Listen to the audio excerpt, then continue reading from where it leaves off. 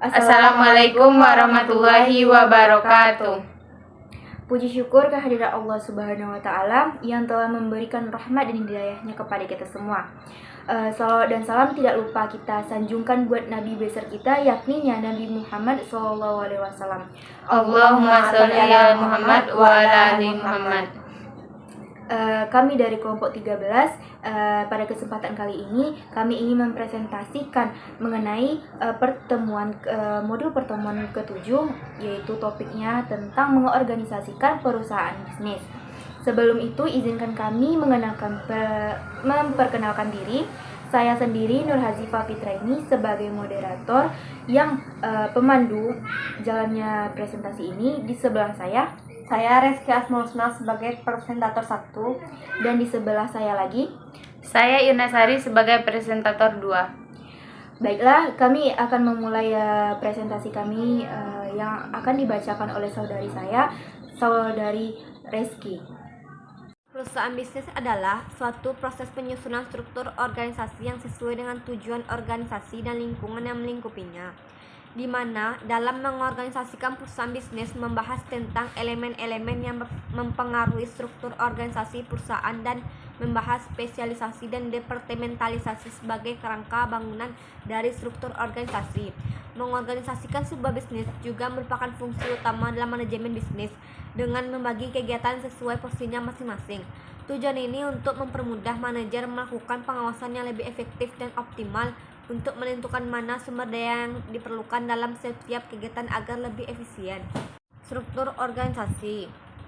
Struktur organisasi adalah spesifikasi pekerjaan yang harus dilakukan dalam organisasi, beserta cara-cara mengaitkan pekerjaan satu dengan lainnya. Setiap organisasi harus mengembangkan struktur organisasi yang paling tepat. Sebagian besar organisasi hampir secara terus-menerus mengganti strukturnya.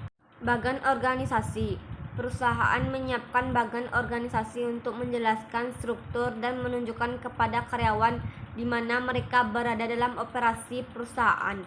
Setiap kotak menggambarkan satu jabatan, dan garis tebal menunjukkan rantai komando atau hubungan pelaporan. Bagan organisasi yang pertama yaitu presiden atau pemilik, yaitu Mark Ferguson. Presiden atau pemilik terdiri dari manajer toko eceran, manajer pembibitan, dan manajer pengoperasian tanah.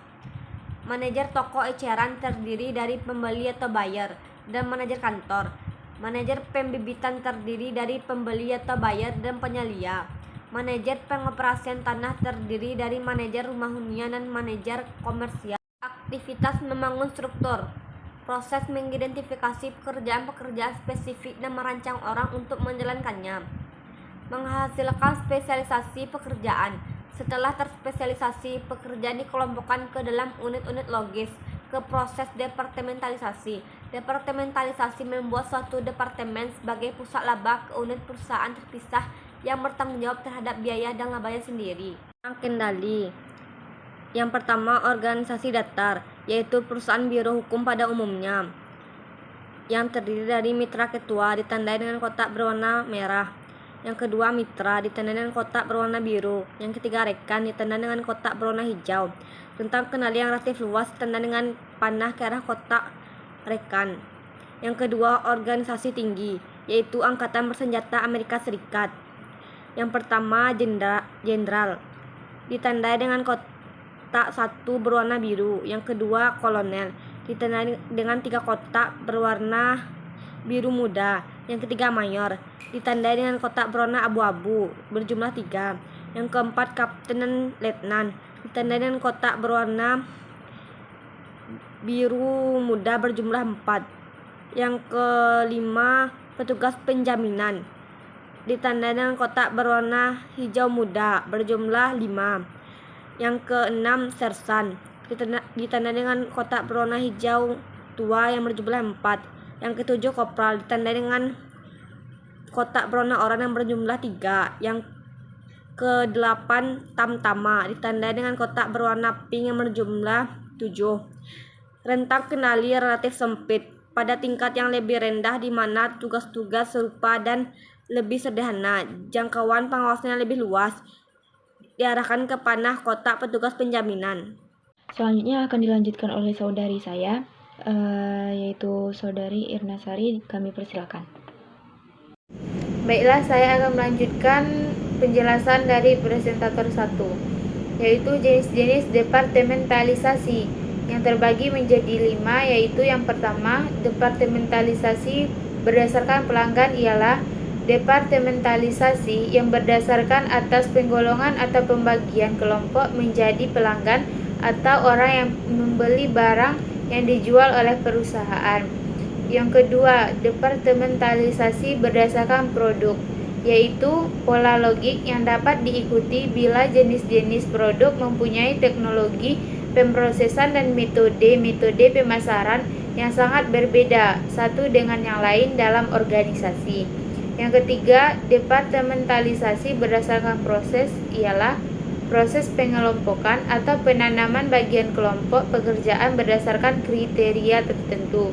Yang keempat, departementalisasi berdasarkan geografis ialah pengelompokan kegiatan-kegiatan menurut tempat di mana operasi beralokasi atau di mana satuan-satuan organisasi menjalankan usahanya.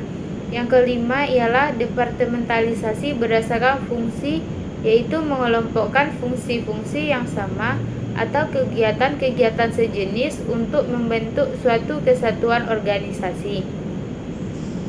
Struktur organisasi dapat dilihat pada layar. Bagian paling atas yaitu presiden. Presiden memiliki 3 wakil, yaitu wakil presiden pemasaran, wakil presiden di bidang produksi, dan bagian keuangan. Wakil presiden produksi terbagi menjadi 3 manajer, yaitu manajer proyek Texas, manajer proyek Oregon, dan manajer proyek Florida. Manajer proyek Texas berdasarkan produknya ada 2, yaitu produk konsumen dan produk industri.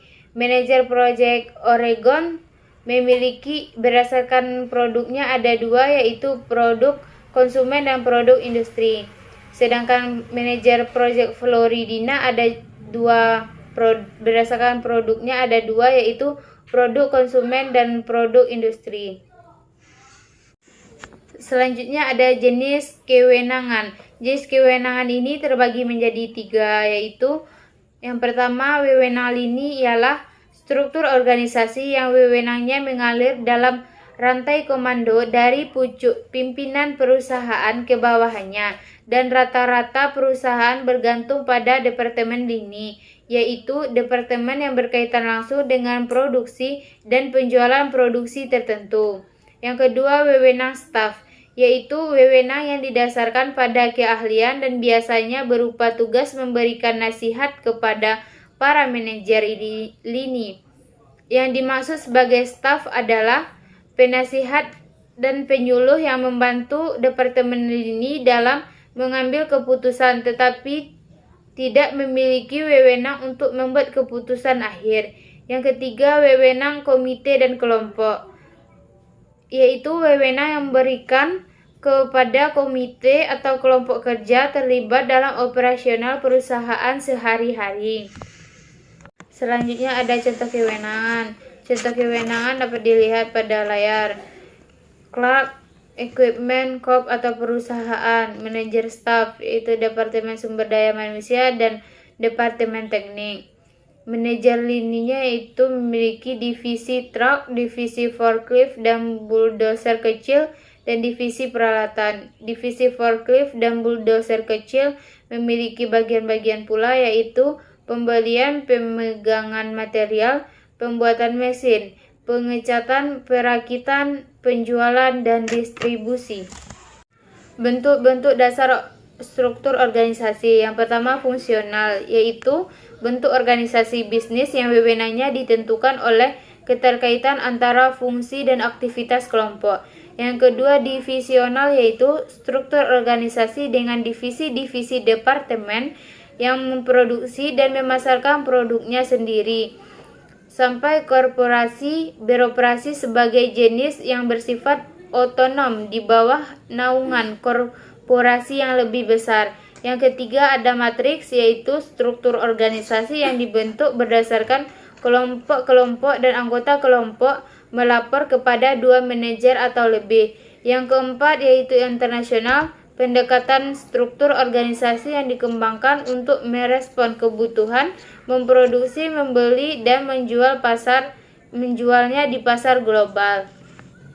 Contoh struktur organisasi terbagi menjadi dua. Yang pertama, contoh struktur organisasi matrik pada omnimedia, dan yang kedua contoh organisasi internasional. Organisasi matrik yaitu CEO memiliki dua grup, yaitu yang pertama grup media dan yang kedua grup merchandising. Grup media terbagi menjadi majalah, buku, internet, radio atau koran, TV, kabel. Dan sedangkan grup merchandising yaitu Linic Mart, katalog online, chat search, dan retail spesialis. Spesialis area terbagi menjadi beberapa bagian, yaitu memasak, hiburan, pernikahan, pernak-pernik, berkebun, rumah, liburan, dan anak. Dan CEO juga memiliki divisi, yaitu yang pertama divisi retail A, yang kedua divisi retail B, dan yang terakhir divisi internasional. Divisi internasional memiliki 3 bagian, bagian negara, yaitu yang pertama Amerika Latin, yang kedua Eropa, dan yang ketiga Asia. Organisasi abad 21. Yang pertama, organisasi tanpa batas, yaitu organisasi yang meminimalkan atau menghilangkan batasan-batasan dan struktur tradisional. Yang kedua, organisasi tim, yaitu organisasi yang hampir sepenuhnya bergantung pada tim, bertipe proyek dengan sedikit tanpa hierarki. Yang ketiga, organisasi maya, yaitu organisasi yang memiliki sedikit atau tanpa struktur formal. Yang keempat, organisasi pembelajaran, yaitu organisasi yang mengintegrasikan pengembangan berkelanjutan melalui pembelajaran dan pengembangan karyawan secara berkesinambungan. Baiklah, itu presentasi dari kelompok kami. Sebagaimana telah dijelaskan oleh saudari-saudari saya, jika teman-teman semuanya ada yang ingin ditanyakan, kami persilakan dengan segala hormat. Baiklah, hanya itu dari presentasi dari kami. Kesimpulannya yaitu, mengorganisasikan suatu perusahaan bisnis adalah suatu proses struktur penyusunan dalam mencapai kejayaan suatu bisnis yang sehingga dapat menghasilkan spesialisasi pekerjaan. Nah, spesialisasi pekerjaan ini merupakan uraian persyaratan kualitas minimum orang yang dapat diterima agar dapat menjalankan bisnis atau suatu jabatan dengan baik dan kompeten. Hanya sekian presentasi dari kelompok kami. Jika ada kurangnya mungkin datangnya dari kami dan lebihnya datang dari Allah Subhanahu wa Ta'ala. Dan terima kasih atas perhatian teman-teman semuanya. Sebelumnya mohon maaf jika ada kekurangan dan kekhilafan dari segi kata. Saya Nur Hazifah Fitraini sebagai moderator, saya undur diri. Saya tutupi dengan wassalamualaikum warahmatullahi wabarakatuh.